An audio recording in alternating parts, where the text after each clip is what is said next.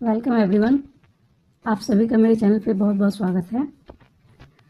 Friends, आज का जो टॉपिक है एक कॉमन सा टॉपिक है जो सभी को हर घर में, हर जगह, हर मतलब अपने आसपास में सभी को हर चीज़ दिखाई दे रही है।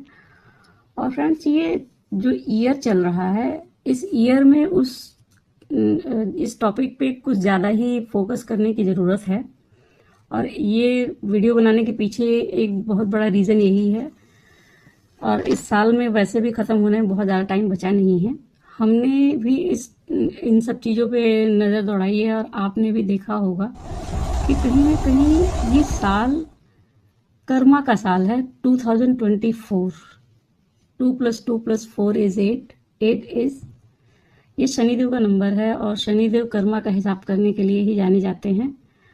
और कर्मा हम लोगों के जीवन में जितने भी लोग जो भी इस अर्थ पे हैं, कर्मा सभी की लाइफ का एक अहम पार्ट है जो अपना रोल हमेशा ही 100% निभाता है। उसके हिसाब किताब से कभी कोई बच के नहीं जाता है। हम सभी जानते हैं कि कर्मा अपना रोल जिस तरीके से निभाता है, किसी को अच्छा दे जाता है, किसी को दुख दुख दे जाता है। उसकी नज़र में वो दुख होता है, लेकिन वो दुख भी कहीं ना कहीं हमारे कर्मों का हिसाब होता है जो हमारे हिस्से में आया होता है। और इस साल तो ये जोर शोर से चल रहा है जितना भी हो सकता है। इस साल में आपने अपने आसपास में भी नोटिस किया होगा कि रिश्तों का सच कहीं ना कहीं किसी न किसी रूप में सामने आ रहा है। कुछ अचानक से लगता है कि सब कुछ ठीक चलता है, अचानक से कुछ ना कुछ ब्रेकडाउन सा फील होता है कि लगता है अच्छा कोई सच्चाई सामने आ गई, किसी के चेहरे का मुखौटा उतर गया, कहीं किसी का दिखावा समझ में आता है। लोगों से कनेक्शन डिस्कनेक्शन वाली फीलिंग से आप गुजर रहे होंगे। ये जरूरी नहीं है कि सभी के साथ रेजोनेट करे, लेकिन ये मैंने एक्चुअली एक टैरो रीडर होने के उससे मैंने मेरे पास जो भी केसेस आए हैं, बहुत सारे लोगों के लिए मैंने जो रीडिंग्स की हैं, उनमें एक खास तौर पे मैंने नोटिस किया कि पहले भी ये चीज़ें होती थी। एक आम सी बात है कि अगर एक घर में 10 लोग रह रहे हैं तो 10 के बीच में आपस में 10 तरह के रिलेशन है। रिलेशन भले ही वो सिबलिंग्स का हो, लेकिन एक भाई का एक दूसरे भाई से, एक भाई का दूसरी बहन से रिलेशन अलग अलग होता है। तो वो रिलेशन 10 तरह के हुए। उनमें जो पड़ने वाला असर है, जो होने वाला जो फीलिंग है, जो एहसास है उसके साथ का, वो 10 तरह का हो सकता है। हर किसी का अपना अपना हो सकता है।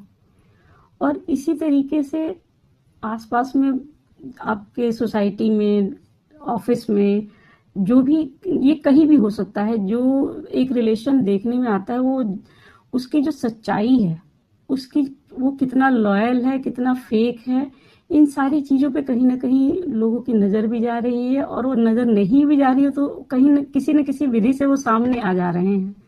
और इन सब चीज़ों पे जब नज़र जा रही है तो कहीं ना कहीं लोगों का दिल टूट रहा है। कुछ रिलेशंस खराब हो रहे हैं। जो रिलेशंस खराब हो चुके हैं, अगर उनमें लॉयल्टी होती है तो रिलेशन पैच हील भी हो रहे हैं, वो जुड़ते हुए भी दिख रहे हैं। और ख़ास तौर पे ये चीज़ मैं देख रही हूँ कि जितने भी रिलेशंस हैं, अगर कुछ रिलेशंस हैं जिनमें कुछ फेक हैं, जो दिखावे की बुनियाद पे जुड़े हुए हैं, या जिनमें कुछ ऐसा है जो हिडन था, वो सामने आ रहा है। और फिर भी अगर उसमें दोनों साइड से लॉयल्टी कहीं ना कहीं है, ट्रूथफुलनेस है, या कह लें कि ट्रू लव है, चाहे वो किसी भी रिलेशन में हो। लव एक्चुअली मेरे ख्याल से हर रिलेशन में होता है, लेकिन जहाँ ट्रू लव और इस तरह की बातें होती हैं, लोगों की मानसिकता केवल एक जगह पे जाती है। मैं हर रिलेशन की बात कर रही हूँ कि किसी न किसी तरीके से वो चीज़ें जब सामने आ रही हैं तो रिलेशंस या तो बहुत अच्छे हो जा रहे हैं क्योंकि गलतफहमियां दूर हो जा रही हैं, या अच्छे खासे रिलेशन डैमेज हो जा रहे हैं। तो इनके पीछे का जो रीजन है, वो जो भी है, वो चीज़ें मैं बाद में इसमें डिस्कस करूंगी।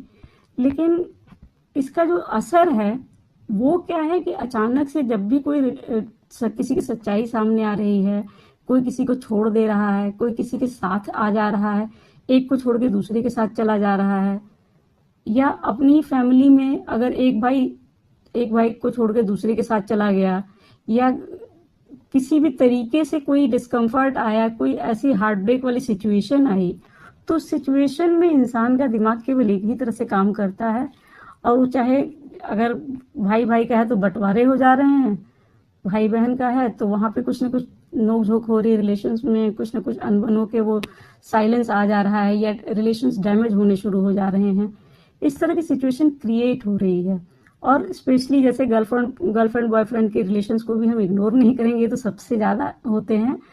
उनमें भी ब्रेकअप के सिचुएशंस बहुत ज्यादा बन रही फ्रिक्वेंटली, जहां पे फीलिंग्स का शेयरिंग इक्वल नहीं है, इक्वल गिव एंड टेक नहीं है। उस जगह पे अगर वो रिलेशन अच्छा है तो वहां पे भी ब्रेक हो रहा है। ब्रेक होने के बाद वो रिलेशंस वापस से हील हो रहे हैं। इक्वल गिव एंड टेक जिस टाइम पे आ रहा है वहां पे वो रिलेशन हील भी हो जा रहे हैं। लेकिन जहां पे फेक है, एक लॉयल है एक फेक है, उस रिलेशन में ब्रेकअप होना और उसके बाद वो ब्रेक हो जाना ये भी पॉसिबल हो रहा है। तो बहुत सारी सिचुएशन है, लेकिन इसमें हमेशा एक व्यक्ति को लगता है कि उसका दिल टूटा, सामने वाले ने उसको धोखा दिया या कुछ न कुछ ऐसा किया जिसकी वजह से उसकी लाइफ हेल हो गई, उसकी लाइफ में ऐसी सिचुएशन क्रिएट हो गई कि वो अब उसको संभालना मुश्किल है या डाउन हो जा रहा है या कह रहे हैं कि अपनी लाइफ से निराश हो जा रहा है। बहुत सारी सिचुएशंस क्रिएट हो रही हैं। लेकिन मैं इस चीज पे थोड़ा सा एग्री सभी करते हैं। मुझे लगता है कि लाइफ में जो भी रिलेशन हमें मिलते हैं, चाहे वो कोई भी रिलेशन हो, आपके कोई करियर में मतलब आपके वर्क स्टेशन पे कोई हो या फैमिली में हो, आपके पर्सनल रिलेशंस हो, फ्रेंड्स हो, फैमिली हो, जो भी हो, कहीं भी कोई रिलेशन हो, आपको जो भी आपके साथ मिला हुआ रिलेशन है सब आपके लिए गिफ्ट है। और उस गिफ्ट को किस तरीके से देखना है ये हमारे ऊपर डिपेंड करता है। बहुत सारे रिलेशन ऐसे हैं जो आपको खुशी दे जाते हैं, वो खुशियों के रूप में कुछ सिखाते हैं। कुछ ऐसे हैं जो आपको बार बार ट्रिगर करते हैं, बार बार आपको आपका आईना दिखाते हैं। कुछ हर्टफुल सिचुएशन आती है जहाँ पे दिल टूटते हैं, लोगों की सोच अपने अगेंस्ट में नजर आती है, वहां भी वो कुछ ना कुछ सिखा रहे होते हैं। लेकिन हर एक रिलेशन आपको सिर्फ मिलता ही इसीलिए कि आप उससे कुछ सीख सकें, कुछ सीख के अपने आप को इम्प्रूव कर सकें, किसी का अच्छा देख के खुश होके अच्छे हो सकें। किसी ने ट्रिगर किया तो उसके ट्रिगर में अपना जो वीक पॉइंट है वो क्या है, क्यों आपको वो चीज ट्रिगर करती है, किसी भी पर्सन की कही हुई कोई बात, किसी का बिहेवियर, कोई भी चीज आपको ट्रिगर कर रही है, इसका मतलब वीकनेस आपके अंदर है, तभी आप ट्रिगर हो रहे हैं। अगर किसी को चोट लगी है तभी वहां हाथ रखने से दर्द होता है। तो ये हमें सोचना है कि वो कौन सा हमारा वीक पॉइंट है जहां पे हमने हाथ रखने दिया और जब उसने रखा तो वहां दर्द हो गया। दर्द होते ही हम सामने वाले को कहते हैं तुमने हमें दर्द दिया। एक्चुअली सामने वाले ने दर्द दिया या वहां पे ऑलरेडी वो पेन पड़ा हुआ था, सामने वाले ने केवल हाथ रख दिया। उस दर्द पे हाथ रखने का मतलब ये है कि वो दर्द कहीं ना कहीं हीलिंग मांग रहा है, जिसको आप इग्नोर करके बैठे हुए हैं। जब वो सामने वाले व्यक्ति ने उस पर उंगली रखी, वो पेन हुआ, तो आपको समझ में आया कि हाँ वहां पे हीलिंग की जरूरत है। कुछ देर के लिए हो सकता है आप रोएंगे, कुछ टाइम के लिए रोएंगे, लेकिन वो रोना भी एक हीलिंग है। वो दर्द आपका उसी आंसू के रूप में बाहर निकलता है। कई बार ऐसा होता है जब हम किसी ऐसे व्यक्ति से मिल लेते हैं जहाँ पे लगता है कि बहुत कम फील होता है, उसके साथ बैठ के थोड़ी देर आप हंस लेते हैं, बोल लेते हैं, तो आपके अंदर कितनी हीलिंग होती है उस सिचुएशन में रह के समझ में आता है। कि बहुत ज्यादा अशांत मन हो, किसी के साथ बैठ लीजिए थोड़ी देर तो अपने आप आपको पीस मिल जाता है, वो भी एक हीलिंग है। तो रिलेशंस जो भी मिलते हैं, जिस भी तरीके से मिलते हैं, वो आपके असेंशन के लिए मिलते हैं, आपके हीलिंग के लिए मिलते हैं। किसी को ब्लेम करेंगे तो आपकी हीलिंग नहीं होती है। ना ही कि सामने वाले को अगर हमने पहले जज कर लिया कि उसने मेरा दिल तोड़ दिया, तो वहां पे आपकी हीलिंग नहीं हो रही, बल्कि उससे रिलेशन जो बचा हुआ है थोड़ा बहुत भी, वो खत्म हो गया। लेकिन वहीं अगर सोचते हैं कि सामने वाले व्यक्ति ने मुझे पेन तो दिया, पेन दिया, आप कुछ दिन ब्लेम करेंगे, लेकिन अगर कुछ दिन बाद ही सही उस चीज को रियलाइज करके एक बार अपने ऊपर नजर दौड़ाते हैं कि क्या ऐसा था, कुछ तो ऐसा रहा होगा जो मुझे पेन दे गया, कुछ तो ऐसी चीज होगी मेरे अंदर जिसको वो इंसान टच करके गया है, तो इस चीज से हीलिंग होती है। और जहां इस तरीके से हम देखना शुरू करते हैं, ये जो रिलेशंस ब्रेकअप की सिचुएशंस आ रही हैं, लोगों के दिल टूटने, डिप्रेशन में जाने, सुसाइड केसेस, इस तरह की जो सिचुएशंस हो रही है, इनमें कहीं ना कहीं थोड़ा सा इम्प्रूवमेंट देखा जा सकता है। और इन्हीं सारी चीज़ों को देखते हुए कुछ लाइनें हैं, अगर किसी को समझ में आ जाएं तो शायद वो उनकी रिलेशंस पे कुछ असर कर जाए। थोड़ी देर के लिए ही सही एक पॉज लेके अपने रिलेशंस को ब्रेक करने के पहले, किसी को छोड़ने के पहले, किसी को जज करने के पहले, किसी को ब्लेम करने के पहले अगर आप उस चीज़ पे थोड़ा सा ध्यान देते हैं तो हो सकता है कि आपका अच्छा खासा रिलेशन जो किसी से बना हुआ था वो बच जाए। जिसको प्यार किया कभी उसे बेवफा न कहना, उसके साथ ने कुछ तो वफा निभाई होगी, कुछ तो तेरी रूह को एहसास कराया होगा, होता है प्यार कैसा उसने बताया होगा।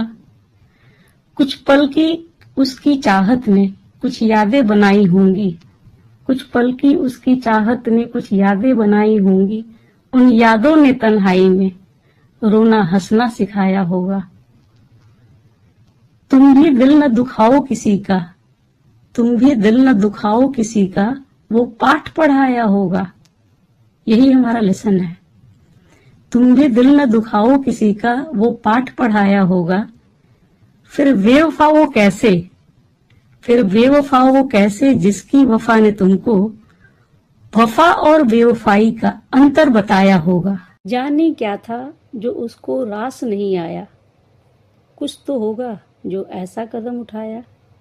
प्रेम तो वो बंधन है जो आज़ाद करता है, होगा वो भी मजबूर कहीं जो प्यार में बंधन पाया। आंखें बंद करके अब कदम ना बढ़ाना, हर बार ठोकर देकर ये उसने सिखाया होगा। जहाँ में कोई और तुमसे धोखा न कर सके, जहाँ में कोई और तुमसे धोखा न कर सके, जीवन का ये भी सच देख सको, वो राह दिखाई होगी।